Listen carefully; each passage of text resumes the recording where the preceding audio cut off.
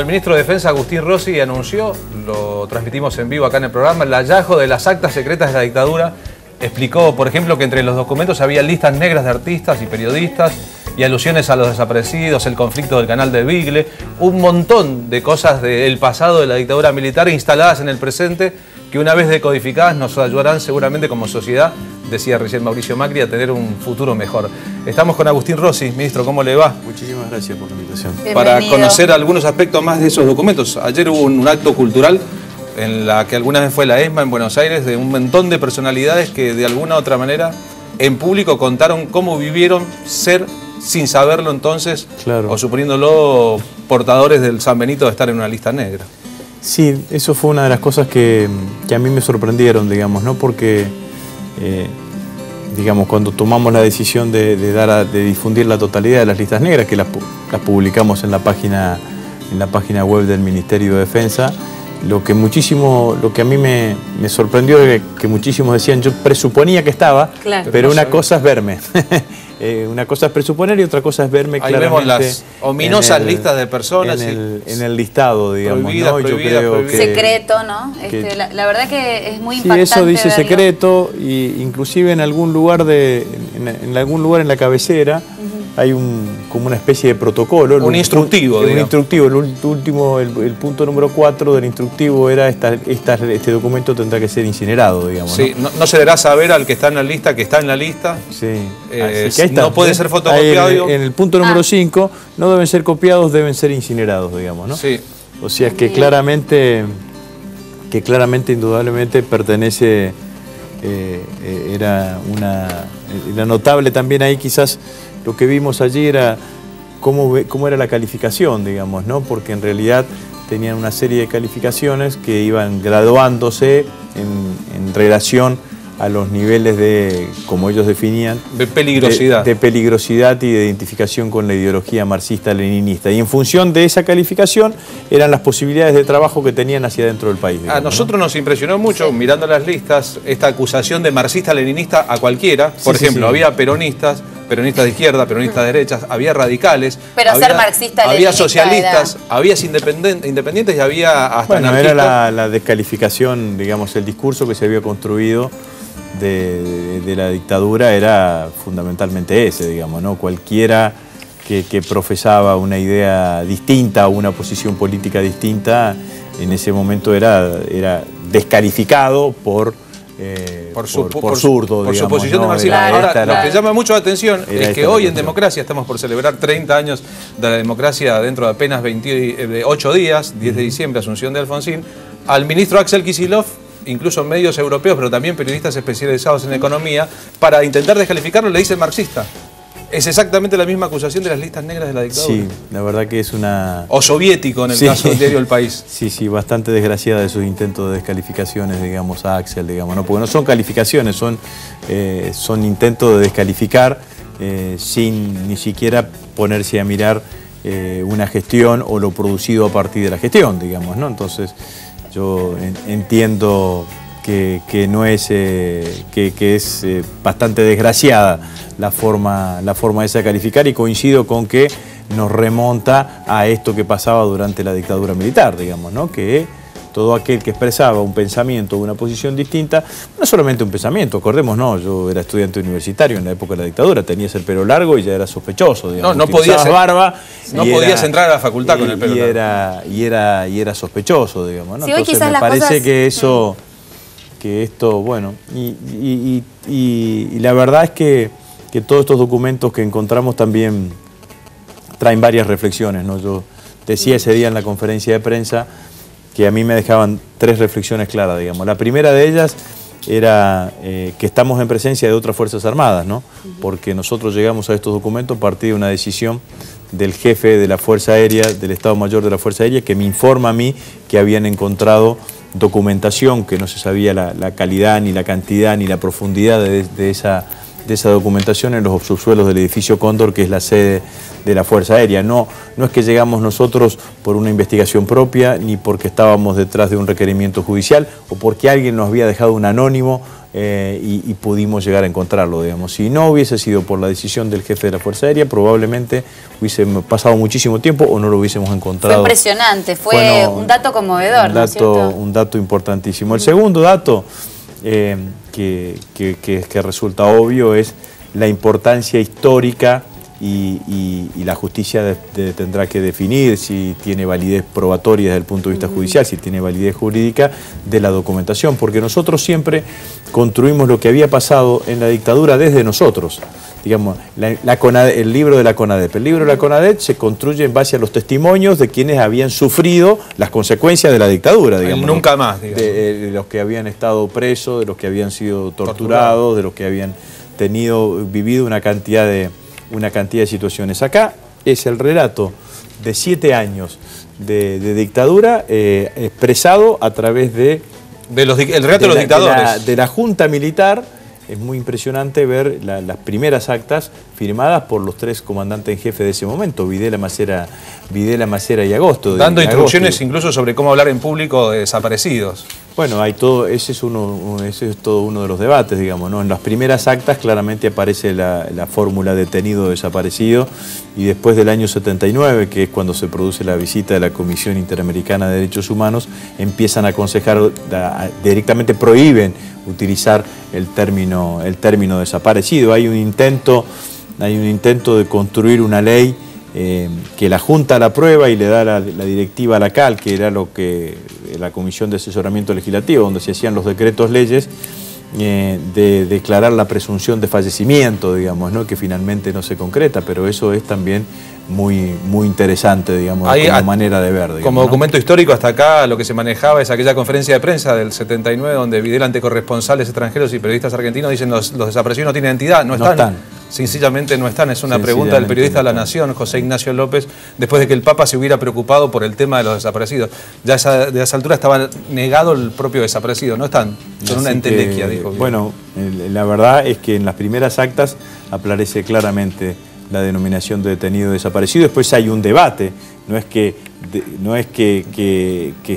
dejaron de utilizar la denominación desaparecido per se. Hay un debate en donde resuelven prohibir utilizar la denominación desaparecido y hablan de una fórmula eufemística: persona en búsqueda de paradero, sin paradero desconocido, o ciudadano sin paradero desconocido. Y yendo a estas reflexiones, Rosy, yo le quería preguntar, ¿qué piensa? No, la tercera, me faltaba la tercera, digamos. La tercera pata. La tercera era la esperanza, digamos, ¿no? Porque indudablemente, después de haber encontrado esta documentación, en algunos casos, imaginémonos que las primeras actas son del 76, o sea, 37 años después, en buen estado, digamos, obviamente que a todos nosotros nos devuelve la esperanza, o nos reverdece, es como un reverdecer de la esperanza de poder encontrar otra documentación, digamos, ¿no? Que en algún otro lugar exista todavía documentación que todavía falta y que sea tan necesaria. Por eso yo firmé, antes de dar la conferencia de prensa que se está mostrando en los televisores recién, firmé una resolución en donde le instruí a los jefes de las fuerzas y al jefe del Estado Mayor Conjunto que intensifiquen la búsqueda, quizás en aquellos lugares no habituales, digamos, ¿no? En aquellos lugares de tránsito no habitual, porque en lo que son ya los archivos oficiales ya los tenemos revisados y recontra revisados, digamos. Claro, ¿no? es el pedido que Estela de Carlotto le hizo al Papa.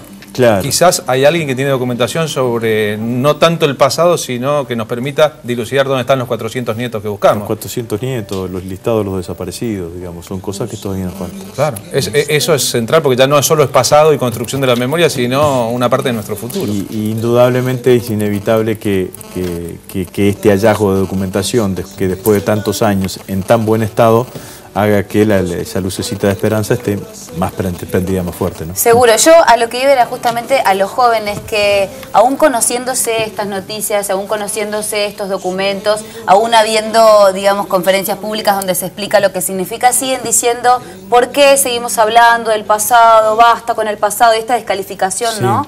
De hablar de estos años tan duros. A mí no me parece que hay que tomarse un tiempo para explicar y responder ese tipo de cuestiones, digamos, ¿no? Probablemente para un joven que nació en los 80 o en los 90, le parezca una historia muy del pasado, digamos, ¿no? Y quizás para nosotros también son muchísimos años y nos hubiese gustado estar hablando de estas cosas en el año 84, 85, 86. Seguro. Lamentablemente la democracia tuvo procesos de avances y procesos de retroceso. Tuvimos un gran avance con el juicio de las juntas, del cual todos estuvimos orgullosos, y después lo que tenía que seguir quizá era todo esto que estamos viviendo ahora, los juicios de memoria y verdad y justicia. Pero tuvimos dos leyes que frenaron todo el proceso, la ley de obediencia de vida, la ley de punto final. Después tuvimos lo que fue el decreto, los decretos de los indultos, que todo lo que se había avanzado en la primera etapa del gobierno de Alfonsín se terminó retrocediendo, y empezó otra historia a partir del 2003, digamos, ¿no? Entonces, me parece que también hay que explicarle a aquellos jóvenes, decir, para nosotros también, imagínense que si para ellos, para los familiares de las víctimas, también hubiesen querido que todo esto hubiese sucedido muchísimo tiempo antes. Claro. Digamos, ¿no? Ministro, usted es un ministro reciente y la verdad se nota mucho su accionar y su tarea, y hay muchos otros ministros recientes en la realidad argentina. Hay una ministra, María Cecilia Rodríguez, que está reciente, que es de ayer y es la ministra de Seguridad.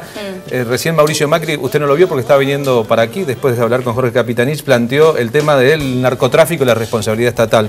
¿Qué le parece su colega ministra Rodríguez, con la que va a compartir un área de trabajo, defensa y seguridad, y cómo está el tema del narcotráfico que planteó Macri recién? Bueno, en primer lugar, Cecilia Rodríguez venía cumpliendo funciones dentro del Ministerio de Defensa, era la secretaria de Coordinación Militar para situaciones de emergencia.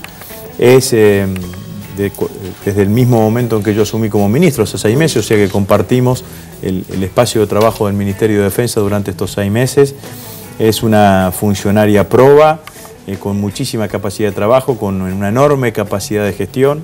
Debe ser de las especialistas más calificadas, por no decir la más calificada de la Argentina en materia de abordaje en situaciones de emergencia, de abordaje en situaciones de crisis, de catástrofe. Ha participado y ha estado de cuerpo presente en las catástrofes mundiales más importantes. En Haití estuvo, ¿no? Por ejemplo. Estuvo en Haití, estuvo en Kosovo, estuvo en Indonesia, por nombrarles algunas. Más recientemente la tragedia de Rosario también. Estuvo también trabajando con nosotros en la tragedia de Rosario. Eso la ha formado en una disciplina que le ha dado una capacidad de decisión y una capacidad de toma de decisiones en situaciones de esas características, que seguramente van a ser todos valores que va a poder llevar al Ministerio de Seguridad y que le va a permitir ejercer esa función con holgura, digamos, ¿no? Y con mucha eficiencia. Así que yo creo que la decisión de la presidenta es una decisión muy acertada. Yo tengo un doble sentimiento. Por un lado me alegro muchísimo por ella, y por el otro lado siempre perder una colaboradora tan eficiente siempre es un motivo no tan grato, digamos, ¿no? Pero sí, ciertamente me parece que la decisión de la presidenta ha sido una decisión más que acertada, digamos, ¿no? Sobre el problema del narcotráfico,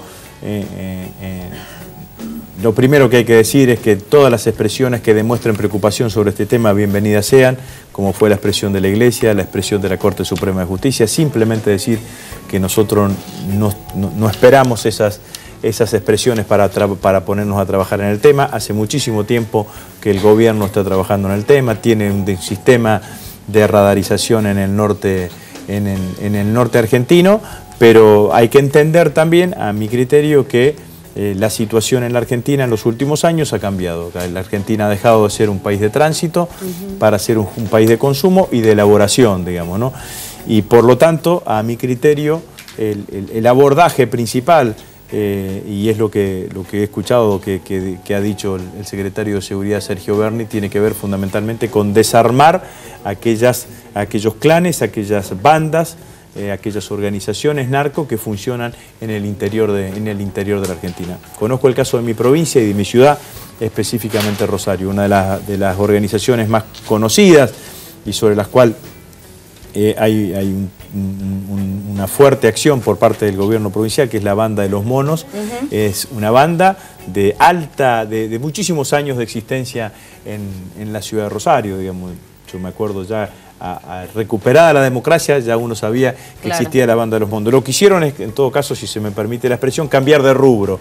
Digamos, antes se dedicaban a una cosa, ahora se dedican fundamentalmente al tráfico al tráfico de droga. Y esa es una tarea fundamentalmente de inteligencia criminal, que obviamente tiene que llevar adelante, que nosotros aportaremos desde el Ministerio de Seguridad, con todo lo que está haciendo la Policía Federal, lo que está haciendo la Gendarmería, pero también las policías provinciales en cada uno de los lugares, digamos, porque son organizaciones delictivas que funcionan hacia el interior de cada uno de los territorios, ¿no? Ministro, muchísimas gracias por haber abordado el temario, que fue amplio, muy amable por haber venido. Muchas gracias por la invitación. Nos vamos al corte directamente, ya seguimos con Temprano para Tarde.